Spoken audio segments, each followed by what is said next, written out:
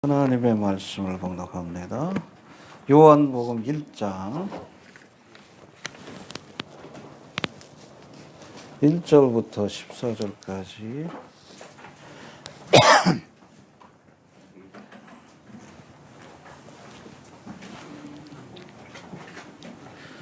교독합니다. 태초에 말씀이 계시니라. 이 말씀이 하나님과 함께 계셨으니 이 말씀은 곧 하나님이시니라. 만물이 그로 말미암아 지은 바 되었으니 지은 것이 하나도 그가 없이는 된 것이 없느니라. 빛이 어두움에 비추되 어두움이 깨닫지 못하더라.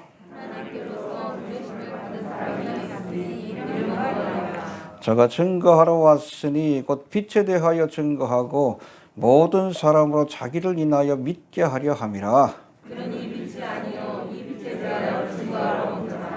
참빛 곧 세상에 와서 각 사람에게 비치는 빛이 있었나니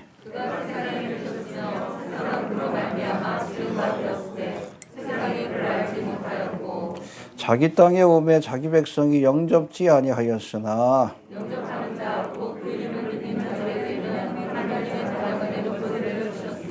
이는 혈통으로나 육정으로나 사람의 뜻으로 나지 아니하고 오직 하나님께로서 난 자들이니라. 말씀이 육신이 되어 우리 가운데 거하시매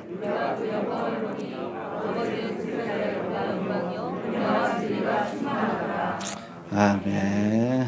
우리를 구원하시기 위해 주님이 오셨습니다.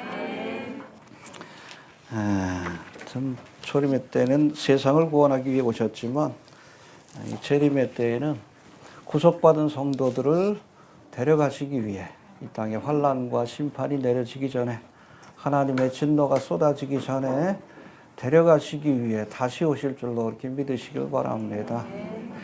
그래서 우리가 초림의 사건을 기념하는 이 성탄절 때마다 다시 오실 주님에 대해서 생각해 보는 시간을 가져야 합니다. 이해가 되시죠? 여러분, 초림의 사건이 역사적, 문자적으로 성취된 것처럼 베들레헴에 오시리라 오셨죠? 처녀가 잉태하여 아들을 낳으리라 그대로 됐어요. 이해가 되십니까? 역사적, 문자적으로 성취된 것처럼 아직 성취되지 않은 재림에 관한 예언, 이것도 역사적, 문자적으로 성취될 줄로 믿어야 합니다. 초림은 믿는데 재림에 관한 예언의 말씀을 믿지 못한다 그러면 그건 온전한 믿음이 아니에요. 알겠습니까? 하나님이 언약하신 대로 초림하신 것처럼 하나님이 언약하신 대로 다시 오실 것을 믿으시길 바랍니다. 그래서 이런 초대교회를 종말론적 공동체라고 얘기를 했어요. 해봅시다. 종말론적 공동체. 왜 그러냐면 예수님께서 부활 승천하실 때 어디서 승천하셨죠? 감람산. 거기서 딱 보면 성지순례 가실 분도 계시지만 그 예루살렘의 모습이 한눈에 들어와요. 그곳에서 그것을 보시면서 제자들 이렇게 배움을 받으시면서 올라가실 때에 다시 오리라. 할렐루야. 어디로 다시 오십니까? 감람산으로. 스가랴서에 나오죠. 그 예언의 말씀 우리가 믿어야 합니다. 여러분, 인류의 역사 우리가 문자적으로 따지면 한 6,000년 지났다고 얘기합니다. 뭐 지나는 자는 뭐 수백만 년 뭐 그런 얘기, 뭐 수억 년 얘기하는데 뜬구름 잡는 얘기고. 지금 뭐 고고학적으로 지질학적으로 발견되는 거 보면 그렇잖아요. 심지어는 우리 공룡이 뭐 수억 년 전에 존재했다 그러지만 어떤 공룡 화석 같은 경우에는 세포 조직이 발견이 돼요. 세포 조직이. 그러니까 지나는 자는 그게 오염됐다라고 자꾸 엉뚱한 소리 했었지. 노아의 홍수 심판 때 사라진 거예요. 알겠습니까? 남은 것들도 있어. 그러니까 욥기에 보면 베헤모스 보면 목이 긴 공룡 뭔지 모르겠는데 그거 아니야. 그때까지 있었던 거예요. 무슨 얘기하다 그랬지? 여하튼 6,000년이라고 그렇게 보고 있는데 할렐루야. 이 6,000년의 역사 속에서 예수님의 초림을 지켜봤던 세대들은 특별한 세대예요. 할렐루야. 네, 오늘 뭐 설교하겠지만 마찬가지로 예수님의 재림을 지켜볼 세대도 특별한 세대입니다. 바로 우리가 그 세대인 것을 믿으시길 바랍니다. 무화과 나무에 새잎이 돋는 것을 보거든 그 날이 가까운 줄 알라. 이 세대가 가기 전에 이 모든 일이 종말에 관한 재림에 관한 모든 예언이 다 이루어질 것이다. 이게 감람산 강화아니에요. 마태복음 24장, 25장. 무화과 나무에 잎이 새롭게 돋는 것을 보거든. 이 무화과 나무는 이스라엘이에요. 이스라엘. 여러분 1900년 동안 사라졌던 이스라엘이 역사 속에 새롭게 등장하는 것을 지켜보는 그 세대가 무화과 나무의 세대라고 얘기를 합니다. 그 세대가 다 지나가기 전에, 그렇죠? 1948년 5월 14일 날 이스라엘이 2차 대전 이후에 독립했는데 그것을 지켜본 세대가 다 돌아가시기 전에, 그 전에 태어나신 분도 계시죠? 우리 권사님 중에? 그렇죠? 그분들이 다 돌아가시기 전에 종말과 심판에 관한, 재림에 관한 그런 모든 예언이 이루어질 것이다라고 약속하셨습니다. 우리가 재림을 지켜볼 가능성이, 그 전에 부르시면 가면 되는 거고, 아주 높은 세대요, 특별한 은혜 받은 세대라는 것을 우리가 기억할 수 있게 되길 바랍니다.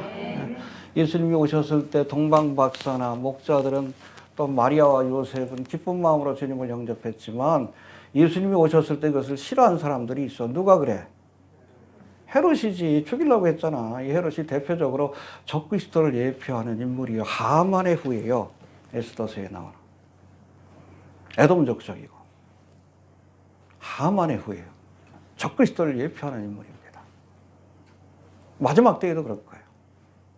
이런 적그리스도의 세력들이 지금 아주 본격적으로 활동을 하잖아. 아마 그 러시아가 종전을 하게 되면 그 협상에 아마 유럽의 지도자 중에 하나가 그 모든 협상을 주도할 가능성이 커요. 평화 협상. 지켜봅시다.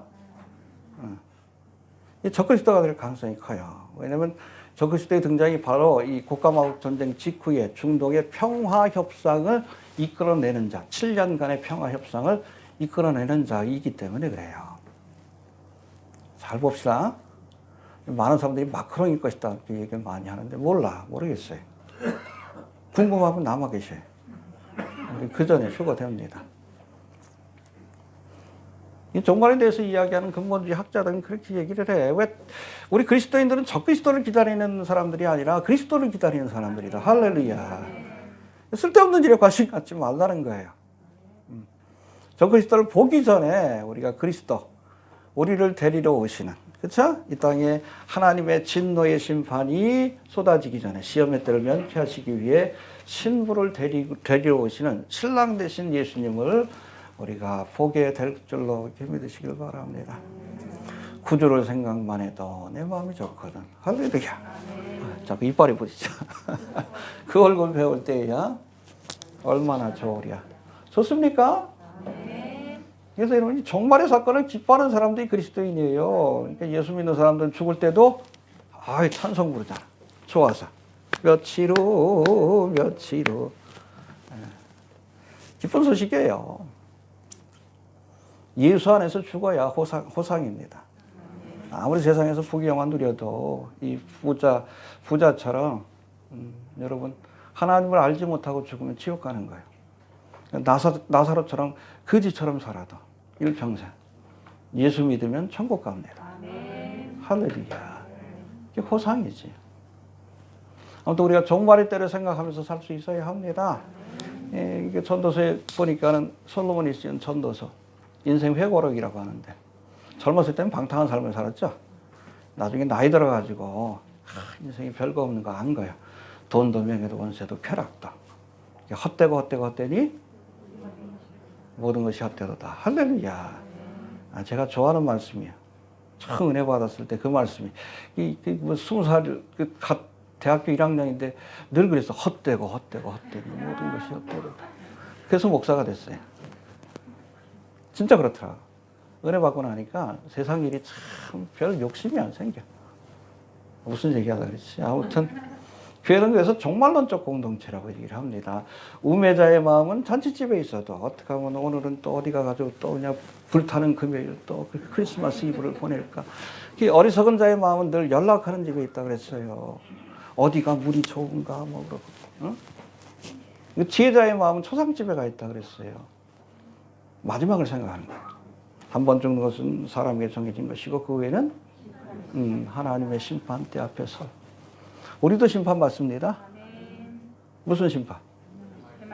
예, 고린도후서가 나오는데 뱀마의 심판, 상급을 결정하기 위한 심판이에요. 불신자들에게는 형벌을 결정하기 위한 심판이지만. 할렐루야. 예. 그 오메가 포인트를 늘 생각하면서 초림의 사건이 역사적으로 문자적으로 성취된 것처럼 재림에 관한 성경의 예언도 역사적으로 문자적으로 성취될 것을 믿어야 합니다. 이미 역사를 통해서 이 초림의 사건을 통해서 하나님이 말씀하시면 역사가 된다는 것, 말씀이 육신이 되어 우리 가운데 거하시며 로고스가 역사가 되신 사건이에요. 그걸 보여주셔서 그럼 재림의 사건도 반드시 일어날 것을 믿고 그걸 준비해야지. 그걸 믿지 못하면 믿음이 없는 거고 준비하지 않으면 여러분 지혜가 없는 거지. 지혜로워야 상급도 얻고 면류관도 얻는 거지. 예수 믿으면 다 휴거됩니다. 마지막 때는 몰라도. 그러나 그날을 바라보면서 우리가 준비하고 깨어있는 성도들에게는 의의 면류관을 주신다 그랬어요. 면류관이 더해지는 거예요. 뱀마의 심판에서. 어떤 사람들 그래도 구원받 아니요. 여러분 이 면류관은 영원토록 우리와 함께하는 겁니다. 이 면류관이 작은 거예요? 아니에요. 영원토록 개털 모자 쓴다고 생각해요. 남들은 면류관 쓰고서 주님 앞에 찬양할 때마다 면류관을 던져드리는데 이게 뭐지? 가발도 아니고 개털 모자. 열심히 사모하시고 열심히 또 복음 전하시고 그럴 수 있게 되길 바랍니다. 알겠습니까? 아직 시작도 안 했는데 넘어갑시다. 구약 성경에 기록된 메시아에 관한 예언들 가운데 십자가의 고난을 통해 대속의 사역을 완성하실 초림의 주님에 관한 예언들과 그리고 왕권을 가지고 죄악된 세상을 심판하시고 통치하기 위해 오실 재림에 관한 예언, 이 두 가지로 나누어집니다. 해봅시다. 초림에 대한 예언과 재림에 관한 예언이 있다. 근데 유대인들은 고난받는 메시아에 대한 예언을 잘 몰라. 보면서도 그거를 예수님께 대한 메시아에 대한 예언인 줄로 인정하지 않는 거예요. 그러니까 예수님께서 고난받기 위해 오셨을 때 주님을 멸시하고 거부한 겁니다. 알겠습니까? 고난받는 메시아에 관한 대표적인 예언이란 뭡니까? 그가 찔림은 우리의 허물을 인하며 그가 상함은 이사야 53장이죠.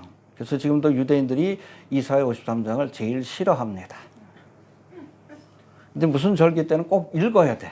읽으면서도 아무리 와도 예수 같거든. 자기들 있지는 싫어해. 자꾸 이상하게 해석하려고 그러지.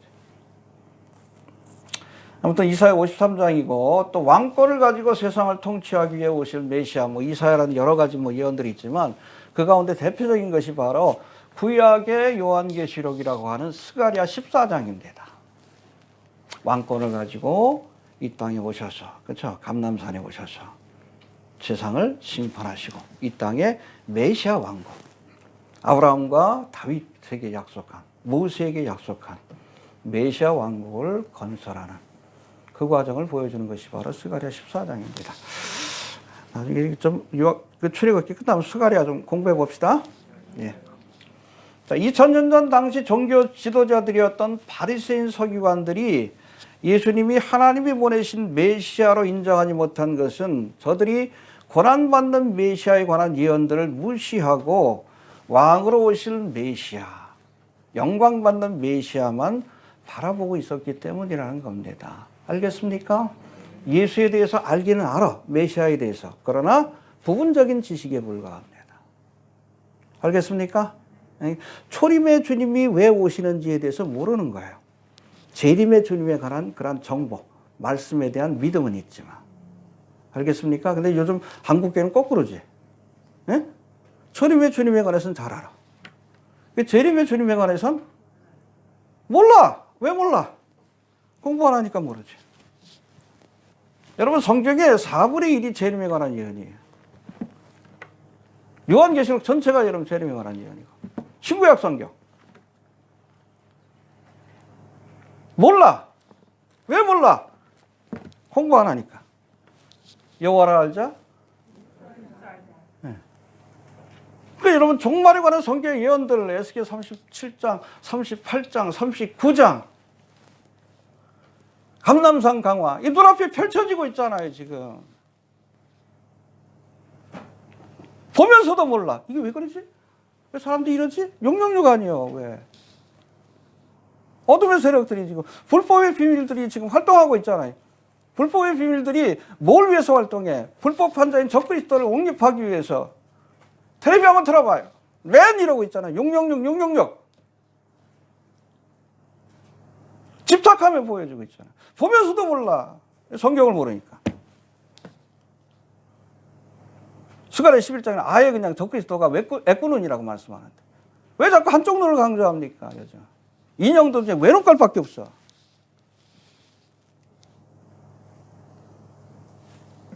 보면서도 몰라. 왜? 성경을 몰라서 그래요. 2000년 전에 바리새인 서기관들은 초림의 주님에 관한 지식이 없어서 예수님을 거부한 거예요. 지금은 뭐 한국교회는 뭐요? 재림에 관한 지식이 없어가지고 주님이 오시는 여러 가지 징조들을 보여주는데도 깨닫지 못하고 있다가 또 바리새인 서기관하고 다른 바가 뭐가 있어 한국교회가. 10년 동안 사역하는데도 미국 교회는 안 그래요. 그래도 한 20% 되는 그 근본주의자들은 지금 난리 났어. 주님 오실 날이 가깝다고. 이 얘기 해봐요. 자꾸 휴거 얘기하고 재림 얘기해봐. 2단이지 3단이지. 이제 블로그 한번 들어가 봐. 제 이름 한번 검색해봐. 엉뚱한 것들이 와가지고. 나하고 성경 가지고 토론하자고. 우물하는 개구리 아니야. 배워야 돼요. 지식이 없으면 망합니다. 내 백성이 지식이 없는 거로 망한다. 유대인들에게 주신 말씀이 아니에요. 우리에게도 주신 말씀이지. 공부 좀 하셔요. 저 요한계시록 강의에 있으니까. 저만은 책 없어요. 대한민국에. 제가 똑똑해서가 아니라 누구도 연구를 안 해서 그래. 좀 전하세요. 주님 오십니다. 오셨던 것처럼 다시 오십니다. 알겠습니까? 네. 아무튼 고난받는 메시아에 대한 예언을 무시하고 왕으로 오실 메시아만 바라보고 있었기 때문인데 예수님의 사랑하시는 제자 누구죠? 사도 요한입니다. 그래서 예수님이 최후의 만찬을 나눌 때도 품에 안겨가지고 주여 누가 예수를 팔자합니까? 그게 바로 사랑하시는 제자라고 이렇게 표현되어 있어요. 사도 요한입니다. 알겠습니까? 사도 요한이 쓴 요한복음이 바로 초림의 주님에 관한 말씀이고 요한계시록이 재림의 주님에 관한 말씀입니다. 할렐루야. 특별히 요한복음 1장과 요한계시록 1장에는 각기 2000년 전에 초림하신 예수님의 모습이 어떤 것이었는지 할렐루야.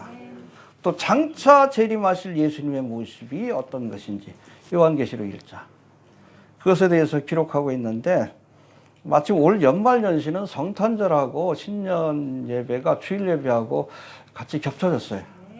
목사들은 좋아해. 두 번 할 필요가 없으니까. 그래서 아무튼 올해는 25일하고 다음 주가 또 1월 1일이야.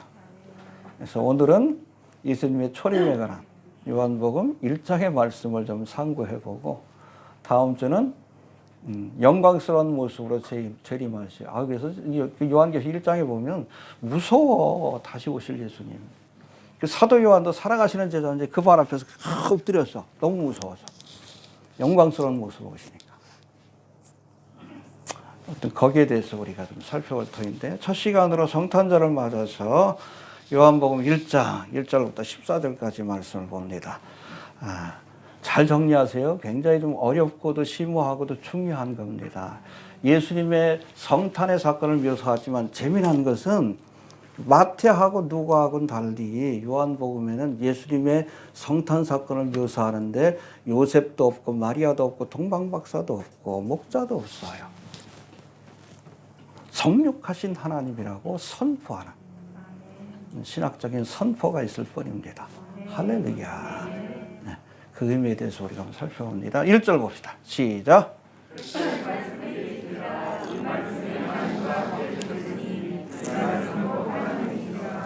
할렐루야. 태초에 말씀이 계시니라. 많이 봤던 그 패턴이죠. 창세기 1장 1절에 보니까 태초에 천지를 창조하시니라. 할렐루야. 그래서 여기 보면 태초라는 단어가 나오는데 이 헬라어로는 아르케라고 되어 있습니다. 해봅시다. 아르케.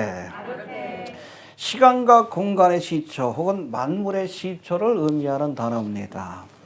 사실은 이 태초 이전에는 시간도 공간도 개념이 없어요. 3차원의 세계에만 시간과 공간이 존재할 뿐입니다. 알겠습니까?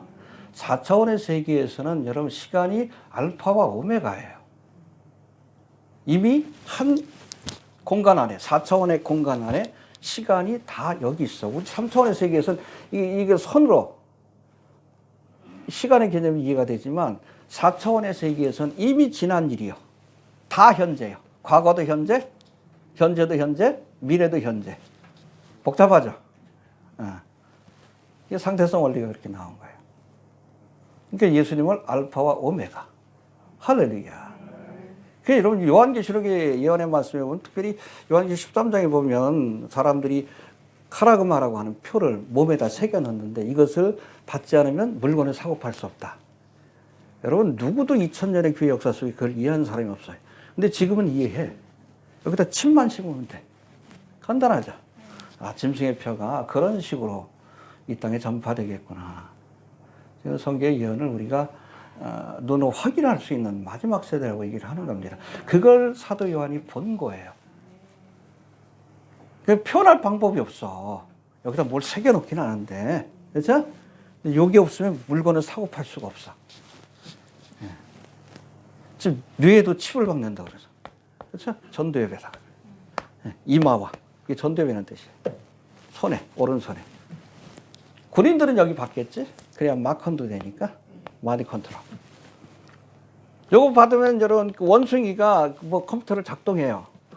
이 메커니즘을 거꾸로 돌리면 컴퓨터가 명령을 내리면 내가 의도하지 않은 행동을 하게 됩니다. 마인드 컨트롤의 기술이 돼요. 이마에 받게 되면. 그죠? 오른손은 일반인들이 이게 받겠지. 이걸 받아야. 그러니까 적그리스도에게 경배하고 구우성에게 경배하고 이 표를 받지 않으면 물건을 사고 팔 수 없는 그게 7년대 환란 아니야.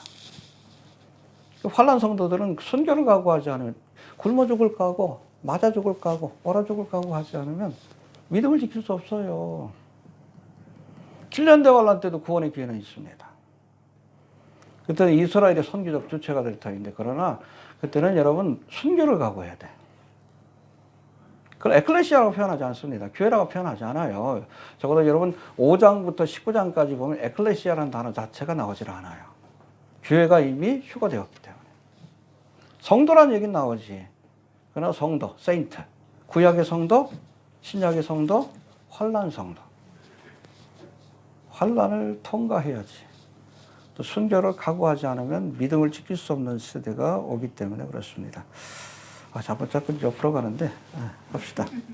아무튼 태초에 이 시간과 공간도 이때 창조가 된 겁니다. 알겠습니까? 하나님이 창조하신 거예요. 있습니까? 3차원의 세계를 지으셨다. 그래서 영적인 존재는 4차원. 그래서 하나님은 청미슬로 목사 같은 경우에는 과학적으로 굉장히 뛰어나신 분인데 성경적으로도 너무 천재라서 얼마 전에 소천하셨지만 하나님은 5차원, 6차원의 존재일 것이다라고 얘기를 합니다. 그러니까 그 5차원, 6차원에서는 이미 알파, 오메가의 시간이 의미가 없어요. 우리가 3차원 이렇게 돼 있죠? 차원. 거기에 하나의 차원이 더 추가가 되는, 축이 추가가 되는데 그게 시간의 축입니다. 4차원에서는 알파, 오메가가 똑같은 거예요. 그걸 보고 사도 요한이 보고 기록한 거라고 보시면 됩니다. 성경의 예언이 1.1획도 틀림없이 성취될 수 있는 이유가 그거예요. 이미 하나님께는 현재요. 과거도 없고 미래도 없습니다. 다 보고 계신 거예요. 알겠습니까? 여러분이 어떻게 사실지도 아십니다. 가룟 유다가 예수님을 팔 것도 아셨어요. 부르실 때부터 아셨어. 그러나 끝까지 회개할 기회를 주셨죠. 하나님의 사랑 때문에 그렇습니다. 이해가 되십니까? 아무튼 태초에 해봅시다. 태초에. 아무튼 이 땅의 시간과 공간 그리고 이 공간을 채우는 피조물들이 창조되기 이전에 여러분 태초의 하나님 로고스 대신 예수님이 선재하셨다. 할렐루야. 믿습니까? 예. 두 번째는 1절에서 예수님을 뭐라고 소개합니까? 1절 다시 봅시다. 시작.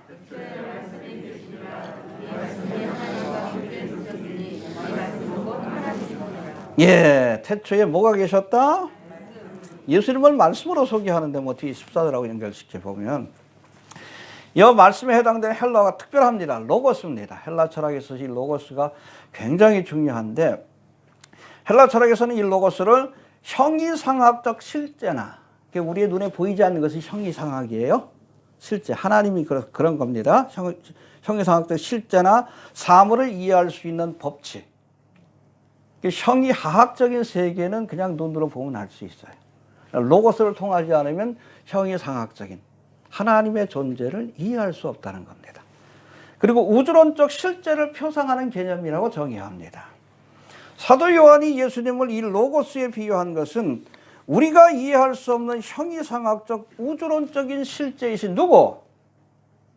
하나님. 하나님은 우리가 이해할 수 없습니다. 그러나 로고스 대신 예수님을 통해서 우리가 하나님을 이해하게 되었다는 뜻이에요. 나를 본 자가 아버지를 보았느니라. 할렐루야. 왜? 예수님이 로고스가 되시기 때문에. 알겠습니까? 예. 자, 예수님을 로고스, 말씀으로 소개한 또 다른 이유는 우리가 믿어야 할 대상이 무엇인지를 명확히 규정하신 거예요. 예수를 믿어야 구원받습니다. 예수를 믿는 게 뭐예요? 말씀을 믿는 거예요. 어떤 분들은 믿습니다 그러는데 뭘 믿는지 몰라. 목사를 믿어. 믿습니다 그러면서 이 표적을 믿어. 아니요. 예수를 믿어야 돼요. 또 예수를 믿는다는 게 뭡니까? 예수님의 말씀이에요. 성경 말씀을 믿어야지. 예수를 믿는 것을 로고스 대신 하나님의 말씀을 믿는 거예요. 해봅시다. 예수를 믿는 건 말씀을 믿는 거다. 말씀을 가까이 하는 것이 예수를 가까이 하는 겁니다. 요즘은 좀 저도 주님 오실 날이 가깝다고 생각되는지 웬만하면 좀 성경 가까이 하려고 그러고 하루에 대부분의 시간을 설교를 듣고 좀 그렇습니다. 주님을 가까이 하는 거예요. 말씀을 가까이 하는 것이 예수님을 가까이 하는 거예요. 또 말씀을 사랑하는 것이 예수를 사랑하는 겁니다. 하나님의 말씀을 사랑하시길 바랍니다. 네. 또 그 말씀에 순종하며 날마다 말씀의 인도를 따라 살아가는 것이 곧 예수님을 따르는 제자의 길이에요. 그게 여러분 그리스도인이지. 예수 믿는 사람이지. 간혹 예수를 믿기만 하면 말씀에 불순종하는 삶을 살아도 구원받을 수 있다. 구원파가 그러지. 여러분 성경에 대해서 아는 것과 믿는 건 다른 겁니다. 우리가 헬라적 사고에서는 안다는 것과 그리고 믿는다는 것과 행동한다는 것이 분리되어 있어. 그러나 히브리적 사고에서는 아는 것이 믿는 것이고 행동하는 거예요. 그래서 히브리에 여러분 단어 가운데 야다라는 단어가 있어. 내가 너를 안다. 그렇죠? 이 야다라는 단어는 그냥 지식적으로만 아는 게 아니에요. 남자가 여자를 안다 그러면 동침한다는 뜻이야. 아담이 하와와 동침함에 그 야다요. 아담이 하와를 알았다. 이게 분리된 개념이 아니에요. 우리가 예수를 믿고 안다는 개념. 그게 구원파 같은 경우에는 이게 전대판 영지주의자가 하는 얘기예요. 지식적으로 예수를 아는 것, 그렇죠? 복음에 대하여 아는 것을 로고스 대신 예수님을 아는 것으로 착각하니까. 그러니까 이단이요, 박진영이. 어떻게 예수 믿는다고 하는 사람이, 성경 세미나까지 하는 사람이, 지식은 있겠지. 어떻게 자기 하는 사업을 통해서 왜 적그리스도를 홍보해? 선악과 더 먹어라, 더 먹어라. 모아엔 모아. 이 뭐하는 짓이요? 예수 믿는다고 착각하는 거예요. 구원파의 신앙이 그래. 그러니까 이단이요. 예수를 믿는 것은 말씀을 믿는 거예요. 말씀에 대해서 무지한 것은 예수를 모르는 사람이 아무리 10년, 20년 교회를 다녀도. 왜? 예수님이 말씀이기 때문에.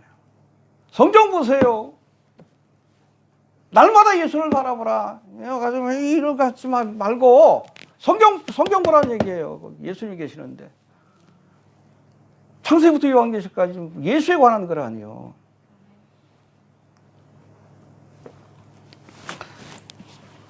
예수를 사랑하시길 바랍니다. 예수 믿어야 구원받습니다. 하나님의 말씀을 믿어야 구원받습니다. 알겠습니까? 네. 자, 1절 다시 한번 봅시다. 시작.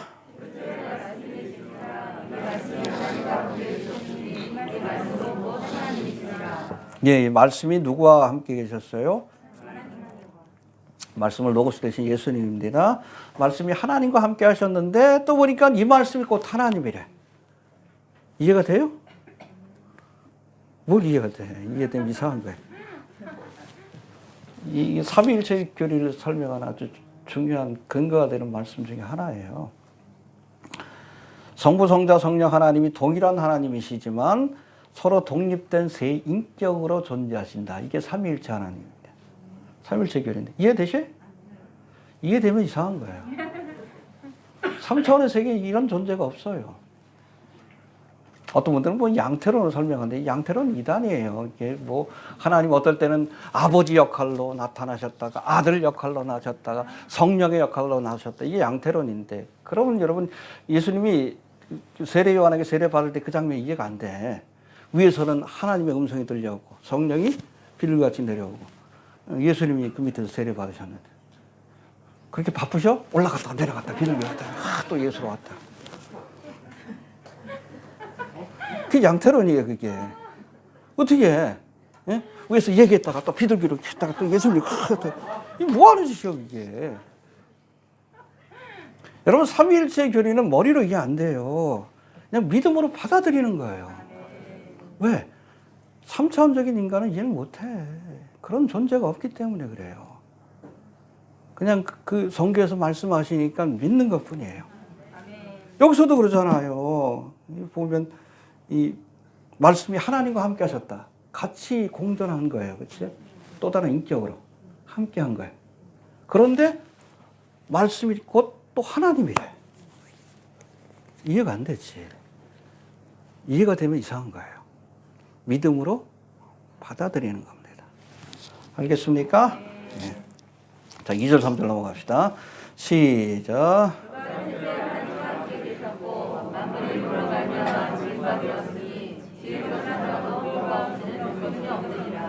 예, 여기 보면 로고스 대신 예수님이 태초부터 모든 시간과 공간이 창조되기 이전부터 누구와 함께 하시면서 하나님과 함께 하시면서 만물을 창조하셨다. 할렐루야. 그래서 여러분 창세기 1장 1절부터 3절까지 보면 창조의 사역에 성부, 성자, 성령 하나님이 함께 하시는 모습을 보여줍니다. 그래서 창세기 1장 1절 이렇게 보고 지나갑시다. 창세기 강의 때 한번 했었는데 창세기 1장 1절 시작. 예, 성부 하나님이 천지를 창조하셨다고 선언합니다. 그 다음에 2절 시작.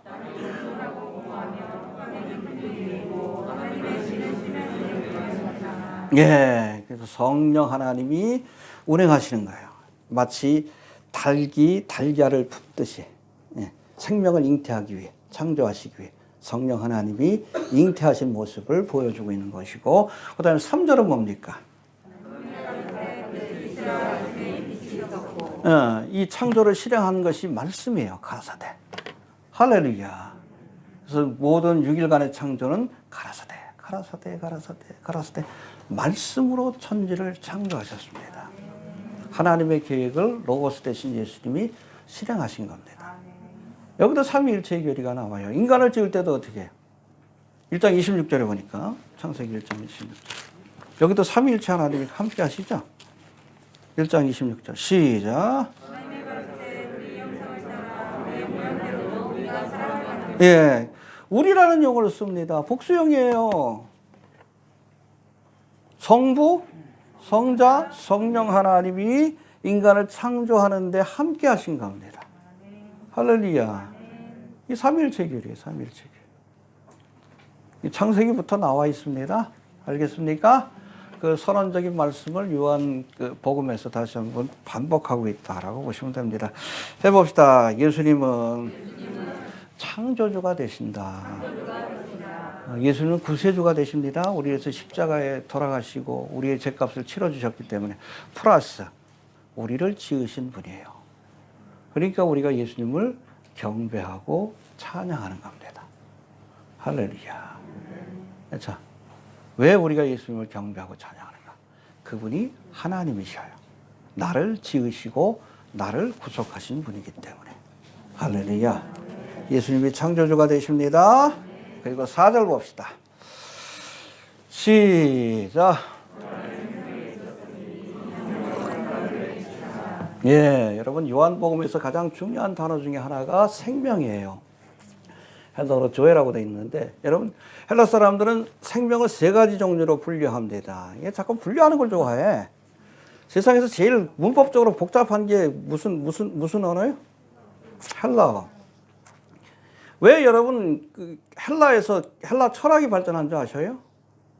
언어적으로 너무 세분화되어 있어요. 사랑도 뭐 로고스에다 에로스에다 필로스에다 다 나눠놨어. 그렇게 나누는 나라가 없어. 그런 언어가 없어요.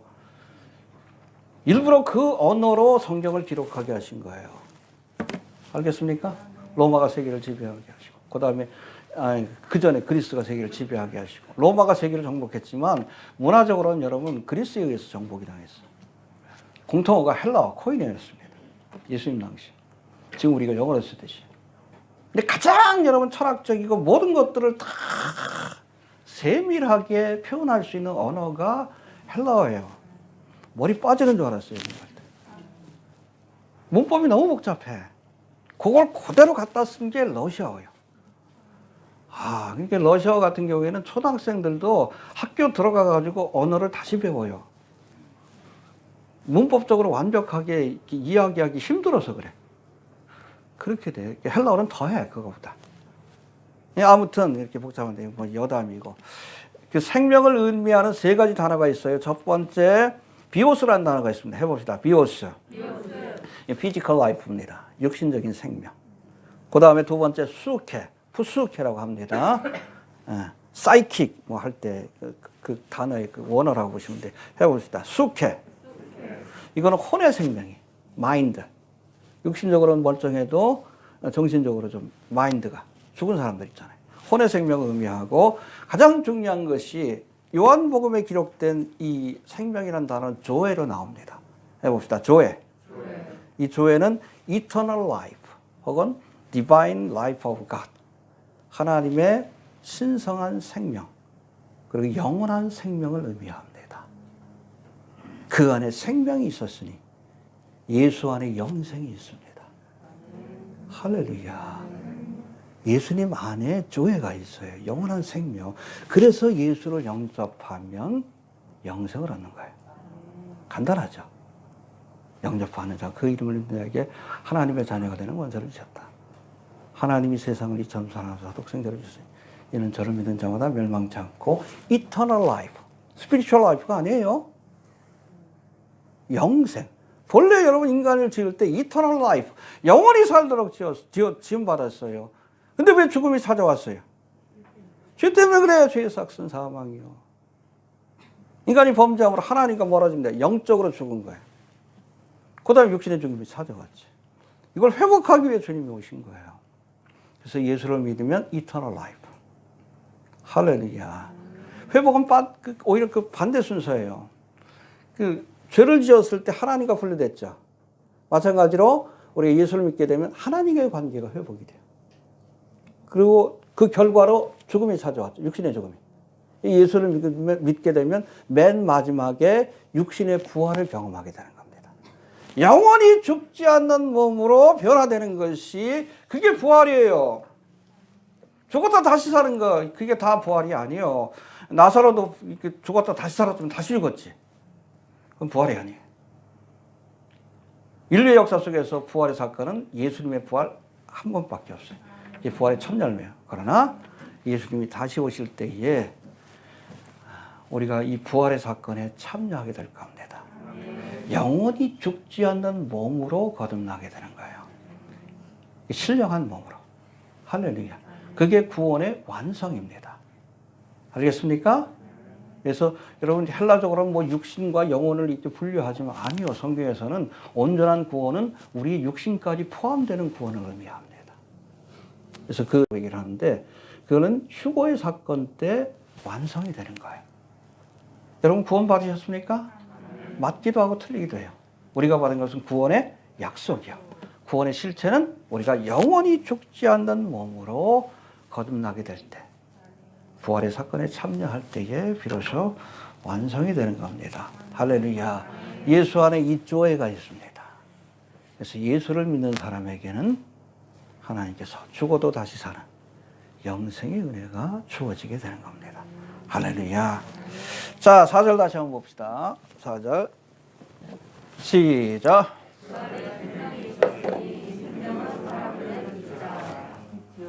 예. 생명은 사람들의 빛이라 해봅시다. 생명은 사람들의 빛이라. 그래서 1절에서는 예수님을 로고스, 말씀으로 비유하고 또 4절에서는 예수님을 eternal life, 생명으로, 조회로 비유하고 그 다음에 4절 하반부하고 9절하고 10절, 9절, 10절을 또 한번 봅시다. 시작. 세상에 와서 각 사람에게 비치는 빛이 있었나니 그가 세상에 비쳤으며 세상은 그로 말미암아 죄를 받았으니 세상이 그를 알지 못하였고. 예, 여기서는 9절 10절에서는 예수님을 빛으로 비유합니다. 해봅시다. 말씀과 생명과 빛이다. 할렐루야. 4절의 전반부가 예수님을 조회, 생명으로 그렇게 소개했다면 후반부에서는 예수님을 빛이라고 소개합니다. 빛이 뭐예요? 알듯 모르듯 우리 옆에 있지만 나무위키 기사전을 좀 찾아봤더니 잘 들으세요. 빛은 우리와 우주를 연결하는 존재로 일상에서 빛은 가시광선을 의미하지만, 이 가시광선인데 눈으로 보이는 것. 물리학에서는 빛을 전자기파 그 자체를 의미한다. 일반적으로 광속이라는 말을 일반인들은 가시광선의 속도로 이해하지만 물리학자들은 전자기파의 속도로 받아들인다. 이해되십니까? 잘 안 돼. 나도 모르겠어. 쉽게 풀어보면 우리가 우주 만물을 볼 수 있는 것은 뭐 때문이에요? 빛이 있기 때문에 그렇습니다. 빛이 있기 때문에. 할렐루야. 또 이 빛은 세상에서 가장 빠른 전자기파 에너지로 존재하는데 이 에너지가 만물이 창조되고 유지되게 하는 근본적인 힘입니다. 할렐루야. 믿습니까? 예. 자, 이런 빛은 예수님을 참빛이라고 소개할 만큼 예수님의 인격과 사역을 잘 보여주는 존재이기도 한데, 그런 의미에서 우리가 빛에 대해서 좀 한번 좀 살펴보는 시간을 갖을 텐데, 여러분 창조의 첫날에 하나님께서 뭘 지으셨죠? 빛이 있으라. 이게 있어야 우주 만물이 존재할 수 있는 거예요. 이 에너지가 있어야. 알겠습니까? 왜 그런지 이제 이해가 되시죠? 그래서 가장 작은 단위가 빛이라고 얘기를 해요. 그리고 세상에서 가장 빠른 게 빛이라고 하면 돼요. 그리고 뭐 1광년, 2광년 그러잖아. 빛이 1년 가는 거리. 10억 광년 뭐 이렇게 표현하잖아. 빛이 가장 빠른 속도이기 때문에 그 단위를 쓰는 거예요. 알겠습니까? 이 빛의 속도를 넘어가면 과거로 간다고 뭐 그게 되다. 그런 거예요. 이해가 되시죠? 근데 하나님께서 천지를 창조하실 때 빛이 있으라. 가장 기초적인 공사를 하신 겁니다. 우주 만물이 존재할 수 있는 에너지, 또 만물을 볼 수 있는 그런 광명을 먼저 창조하시고 나서 창조의 모든 것들을 채워놓으시고 기초공사를 시작하신 겁니다. 할렐루야. 아무튼 이 빛이 예수님의 본질적인 속성을 보여주는 것 가운데 하나라고 말씀하는데 어떤 의미에서 그런지 첫 번째, 빛은 어둠의 일들을 폭로합니다. 해봅시다. 어둠의 일을 폭로한다. 빛이 비치면 어둠의 것들이 드러나. 그렇잖아요. 창고에 그냥 이거 지저분한 거 쌓여 있는데 빛이 없으면 몰라. 프레시 칵 해봐.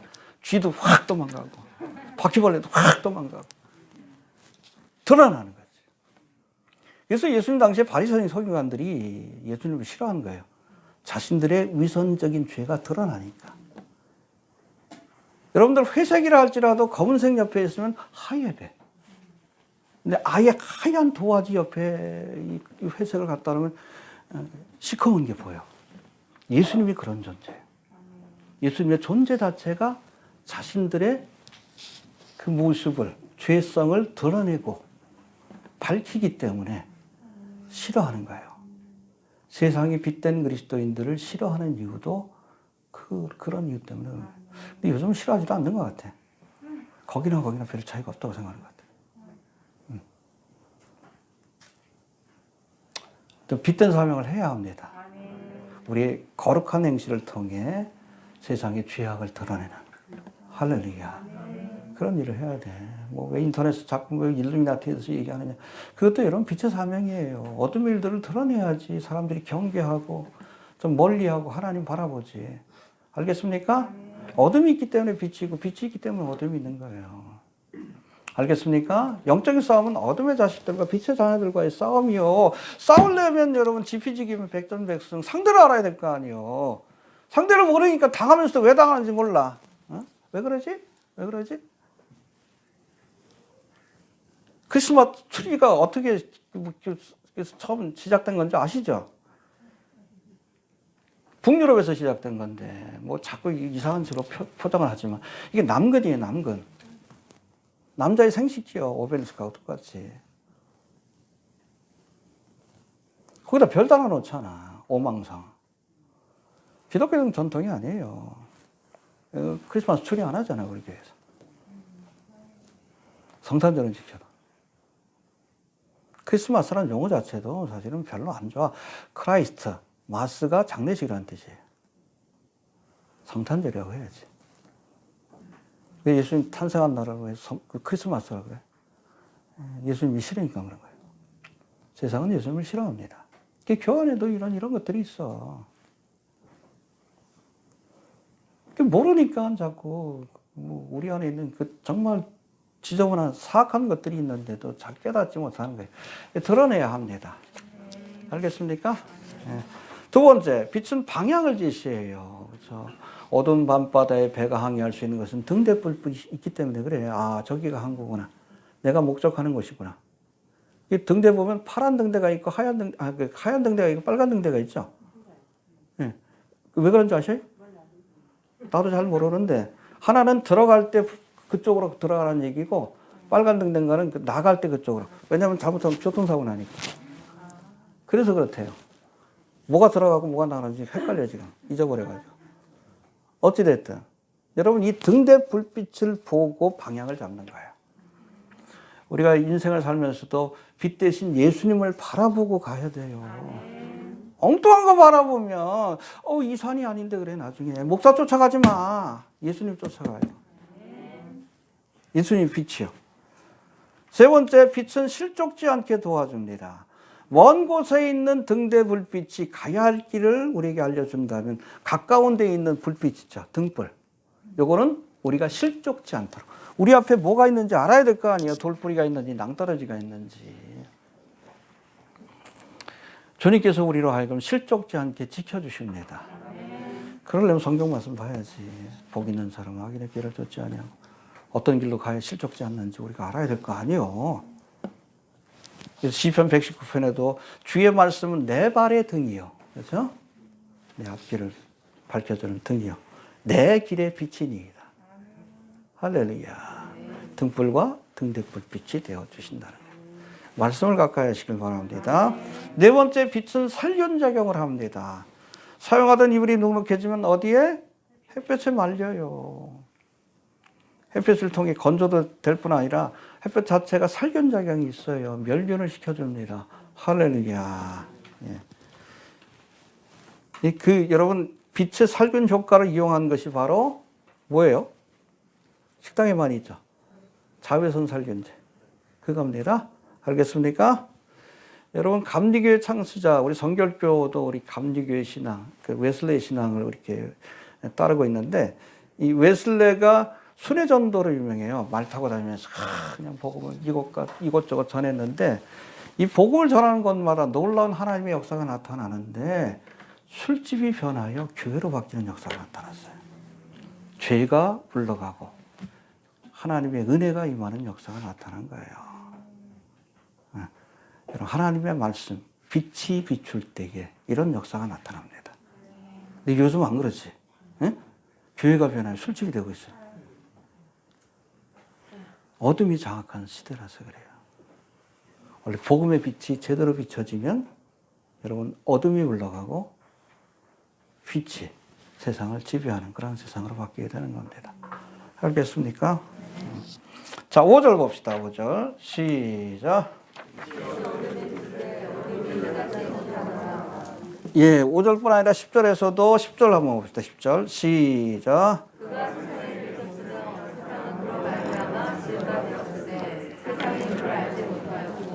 예, 빛 대신 주님께서 오셔서 빛을 비추는데 어둠이 깨닫지 못했어요. 왜 그럴까? 영적인 소경이라서 그래요. 아무리 광명한 빛이 비추어도 눈이 어두우면 못 보는 거예요. 소경이? 그렇잖아요. 우리가 보기 위해서는 두 가지 조건이 만족돼야 합니다. 우리의 눈이 멀쩡해도 빛이 없으면 못 봐. 깜깜한 동굴에서는 그래서 아예 그냥 눈이 태화되는 거예요. 필요가 없으니까. 그런가 하면 여러분, 아무리 눈이 멀쩡해도 빛이 비춰주지 않으면 우리가 볼 수 없는 것처럼 반대로 아무리 빛이 비추어도 눈이 어두운 사람, 소경된 사람은 볼 수가 없는 겁니다. 예수님 당시에 유대인들이, 바리새인 서기관들이 예수님이 은혜의 빛을 비추어 주었지만 깨닫지 못했어요.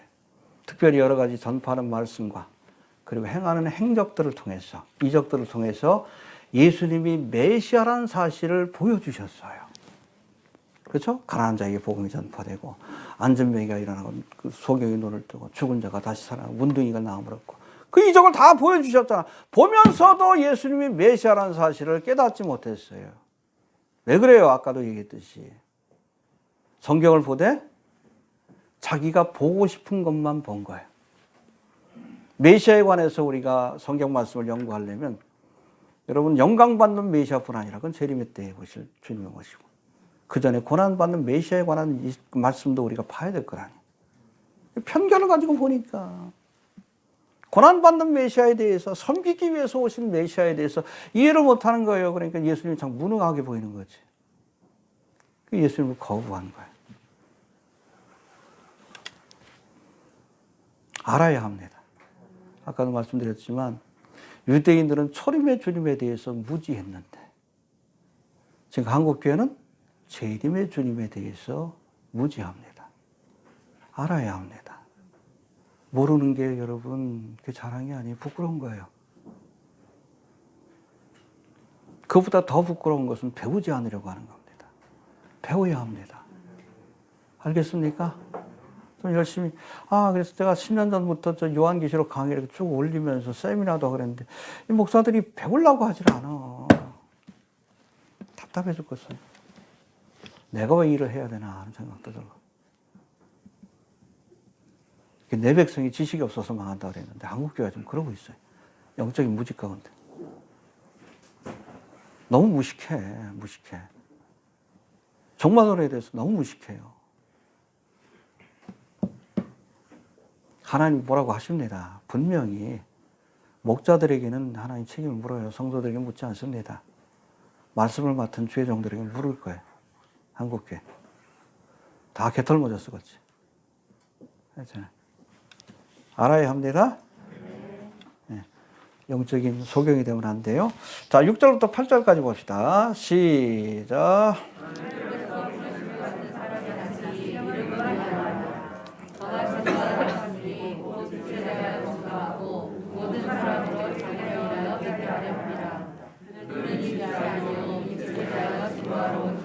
예, 하나님께로서 보내심을 받은 사람이 났으니 이름은 요한이라. 이 요한이 누구요?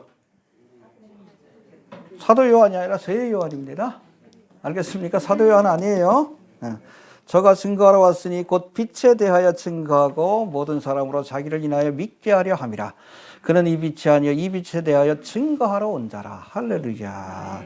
그래서 많은 사람들이 세례 요한이 요단강에서 세례를 베풀고 할 때에 이 세례 요한을 빛으로 생각했어. 메시아로 생각했어.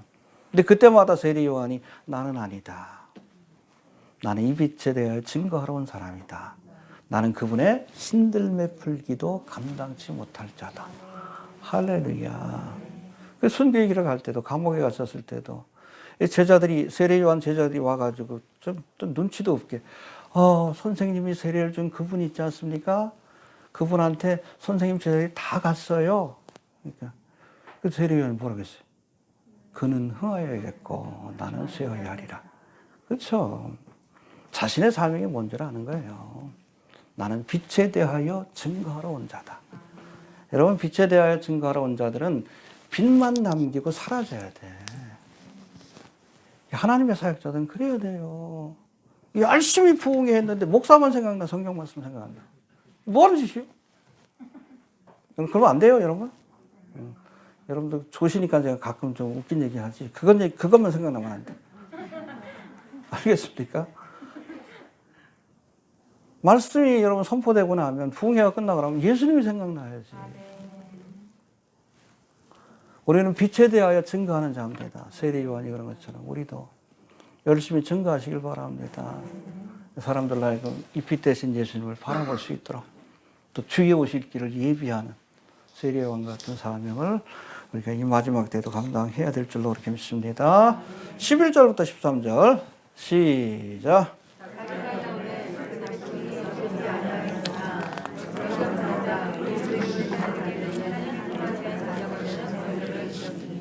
이는 혈통으로나 육정으로나 사람의 뜻으로 나지 아니하고, 자기 땅에 오매 자기 백성이 영접지 아니하였다. 자기 땅이 어디야? 이스라엘 땅입니다. 세상이라고 보면 안 돼요. 자기 땅이 왔다는 것. 그리고 자기 백성은 누구예요? 이스라엘 백성. 이스라엘의 메시아로 왔어. 근데 그것을 영접지 않으니까 그 은혜가 어디로? 이방인이 중시된 교회로 넘어간 것뿐이에요. 2000년 전에 유대인들이 예수를 메시아로 영접했다면 그때 여러분 천년왕국이 세워졌을 거예요. 거부했으니까. 뭐 그것도 하나님이 아셨겠지만 이방인 중심이 된 교회로 그 은혜가 넘어가게 된 거예요. 알겠습니까? 예. 또 12절 13절에 보니까 영접하는 자 곧 그 이름을 믿는 자들에게는, 그 다음이 중요해요. 이는 혈통으로나. 여러분 구약 시대 때는 유대인이란 혈통을 가진 사람들만 구원받을 수 있었습니다. 그러나 예수님을 통해서 누구든지 예수를 믿기만 하면 이방인들도, 우리도 구원받는 거지. 그래서 그 구약의 여러분 율법으로 따지면 우리는 더러운 존재예요. 돼지고기처럼. 아주 더러운 존재예요. 유대인의 생각은 그래요. 천국과 지옥을 누구 가느냐? 하나님을 잘 믿는 사람이 천국 가고 그렇지 않으면 지옥 간다. 이방인은 뭐냐? 지옥에서 떼는 땔감이다. 그게 유대인의 사고입니다. 전혀 구원받을 수 없는 존재예요. 왜? 혈통적으로 유대인이 아니고 하나님의 백성이 아니에요. 그러나 예수님을 통해서 누구든지 예수를 믿기만 하면 구원받는 은혜의 시대가 열리게 되는 겁니다. 영접하는 자, 그 이름을 믿는 자에게는 하나님의 자녀.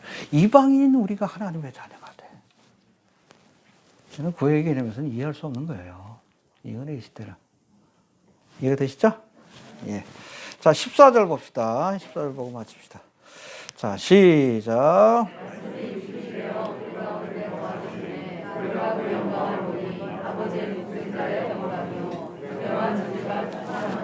예, 여기서 말씀이 육신이 돼요. 말씀이 누굽니까? 1절에 보니까 하나님이라고 선포합니다. 해봅시다. 말씀은 하나님이다. 그런데 이 하나님이, 말씀 되신 하나님이 육신의 몸을 입고 이 땅에 찾아오신 사건, 그게 바로 성탄의 사건입니다. 본래 존재했던 분이에요.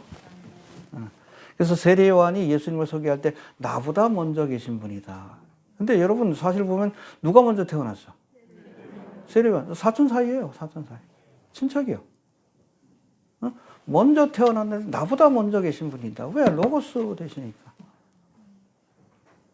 알겠습니까?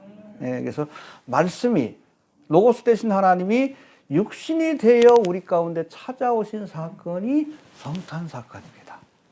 이 성탄 메시지가 14절에 나오는 1절하고 14절에. 할렐루야. 있습니까? 우리가 선포된 말씀을 언약이라고 합니다. 해봅시다. 언약. 선포된 말씀. 하나님이 언약을 주셨다고 얘기하죠. 또 이것을 기록한 것을 뭐라고 하죠? 성경이라고 합니다. 하나님의 언약. 그래서 구약은 예수님 탄생 이전에 주신 언약을 기록한 것이고, 신약은 예수님 이후에 주신 언약을 기록한 겁니다.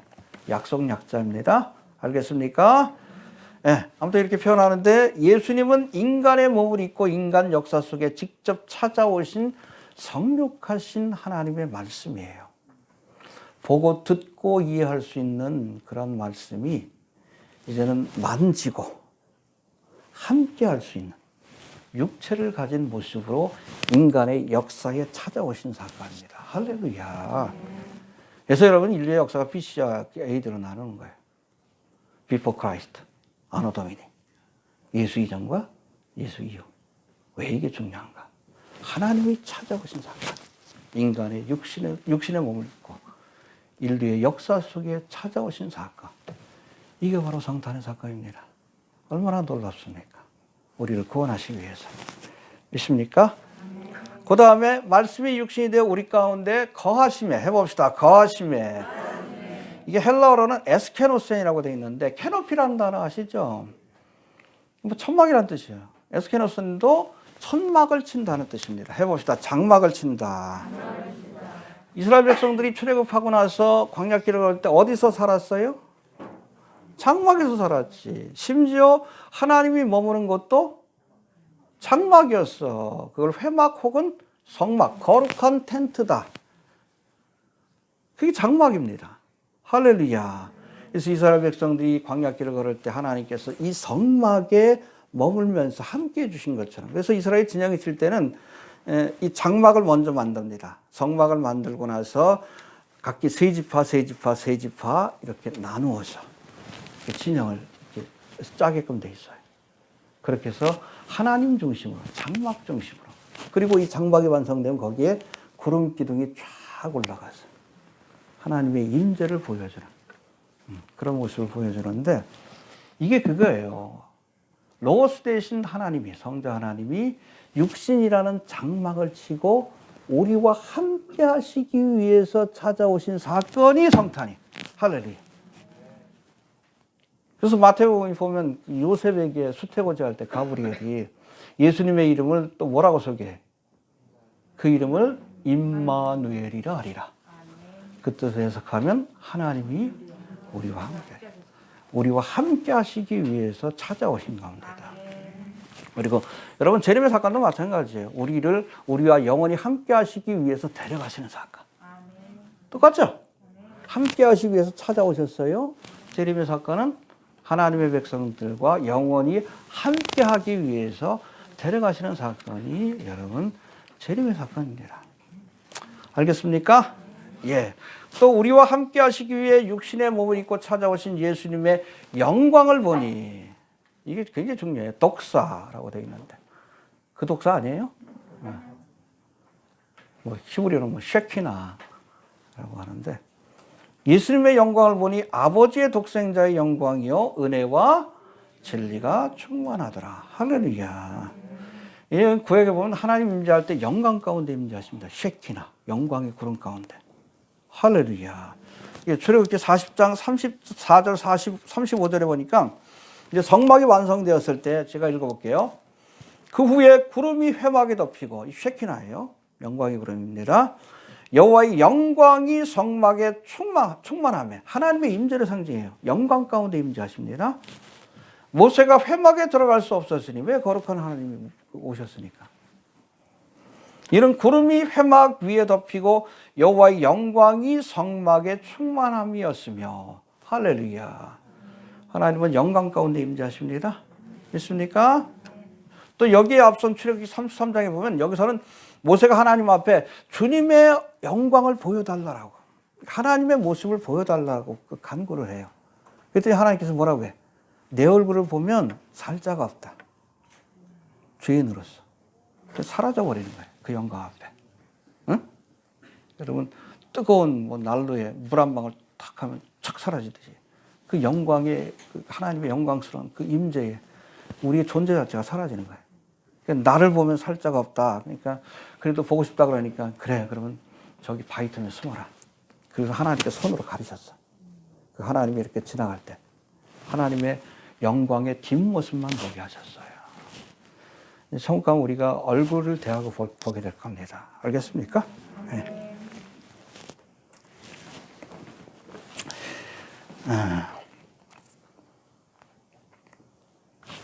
이처럼 하나님의 영광은 하나님의 거룩하고 신성하신 속성을 보여주는 것인데, 해봅시다. 하나님의 거룩하고 신성하신 속성을 보여주는 것이다.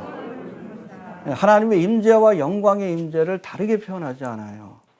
그런데 보니까 사도 요한이 예수님의 영광을 보니, 예수님의 독사, 쉐키나, 영광스러운 모습을 보니 아버지의 독생자의 영광이었다고 증거합니다. 그러니까 뭐예요?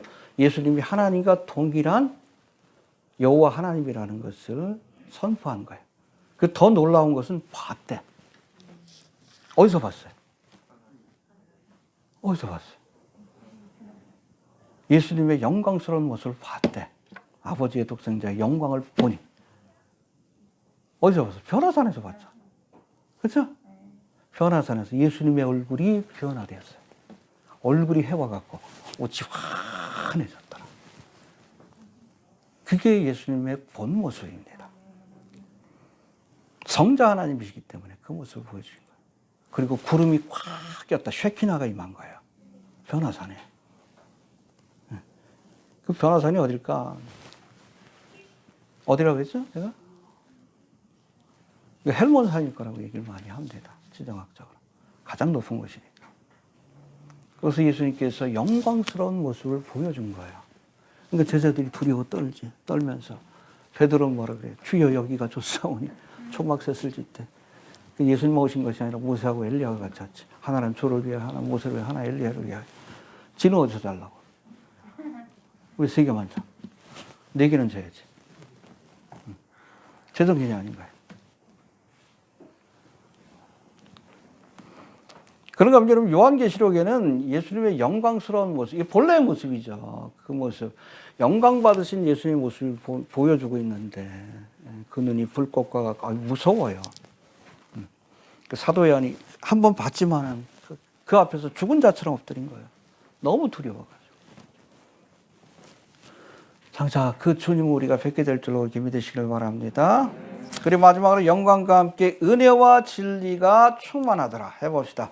은혜와 진리가 충만하더라. 예, 은혜와 진리라는 표현은 하나님께 사용되었던 용어이기도 합니다. 하나님은 은혜와 진리가 충만하신 분으로, 구약에서.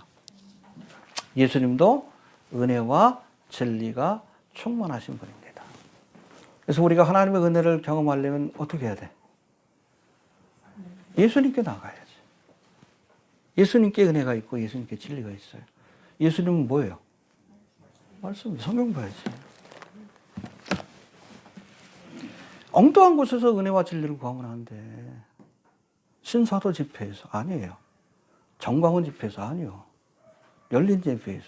감동이 있을 수 있지만 엑스타시가 있을 수 있어요. 그러나 여러분, 진리를 떠난 은혜는 은혜가 아니에요. 가짜예요. 무당들도 굿하고 나죠. 그럼 얼굴이 빨개져요. 너무 좋아가지고. 엑스타시를 느끼는 거예요. 그 은혜 받았다고 합니까? 아니에요. 진리에 대한 여러분 응답이 은혜예요. 하나님의 말씀을 봐야 은혜를 받는 거고, 하나님의 말씀을 봐야 진리를 깨닫는 거예요. 은혜와 진리를 함께 가는 겁니다. 예배는 여러분 말씀에 대한 응답이요. 선포된 말씀에 대한 응답이에요. 말씀이 빠지면 예배가 아니에요. 로마 카톨릭이나 정교회 같은 경우는 거기는 그냥 의식만 남았지. 그게 무슨 예배예요. 진리에 대한 응답이 여러분 저 예배인데 말씀에 대한 응답이. 성경 보세요. 그래야 은혜 받습니다. 그래야 진리를 깨달아요. 왜? 예수님이 로고스이시기 때문에. 자, 해봅시다. 태초에 말씀이 계시니라. 이 말씀이 하나님과 함께 계셨으니 이 말씀은 곧 하나님이시니라. 말씀이 육신이 되어 우리 가운데 거하심에 우리가 그 영광을 보니 아버지의 독생자의 영광이요 은혜와 진리가 충만하더라. 할렐루야. 아무튼 우리를 구원하시기 위해서 인간의 육신을 입고 찾아오신 예수님, 예수님의 초림 사건을 기념하는 성탄절인데 아직 예수를 만나지 못한 분들이 있다면 만나시길 바랍니다. 우리가 만날 수 있는 건 성경 말씀밖에 없어요. 요한복음 우리 1장 강의했지만 쭉 한번 보시면서 예수에 대해서 알아야 예수를 만날 수 있는 거니까. 그럴 때 우리가 은혜를 경험하고 진리를 깨닫고 또 그런 예수를 영접할 때에 영생을 얻게 되는 하나님의 자녀가 되는 은혜를 우리가 경험하게 되는 겁니다. 할렐루야. 또 성탄절을 맞이해서 우리에게 독생자를 주신 하나님의 그 은혜를 다시 한번 생각하고 또 이 복음을 증거하기 위해서 애쓰는 우리가 되어야 될 줄로 그렇게 믿습니다. 그리고 꼭 기억하세요. 초림의 사건이 문자적으로 역사적으로 성취된 것처럼 다시 오리라. 재림이 그런 예언의 말씀도 문자적으로 역사적으로 성취될 걸 믿어야 합니다. 알겠습니까? 예. 그런 믿음을 갖기를 바랍니다. 주신 말씀 붙들고 약간 기도합니다. 하나님 은혜 감사합니다. 오늘도 귀한 말씀을 통해